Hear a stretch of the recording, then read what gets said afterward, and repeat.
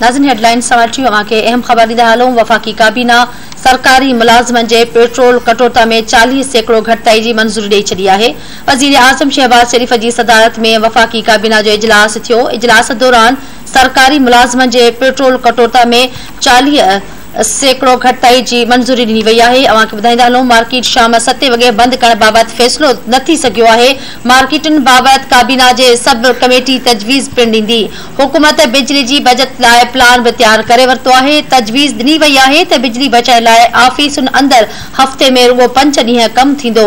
मुलाज़िमनि खे हफ़्ते में 1 ॾींहुं घर में वेही करे कमु करण जी बि तजवीज़ ॾिनी वई आहे। हिकु भेरो ॿीहर अवां खे ॿुधाईंदा हलूं वफ़ाक़ी काबीना सरकारी मुलाज़िमनि जे पेट्रोल कोटा में 40% घटिताई जी मंज़ूरी ॾेई छॾी आहे। वज़ीर आज़म शहबाज शरीफ़ जी सदारत में वफ़ाक़ी काबीना जो इजलास थियो आहे। इजलास दौरान सरकारी मुलाज़िमनि जे पेट्रोल कोटा में 40% घटिताई जी मंज़ूरी ॾिनी वई आहे।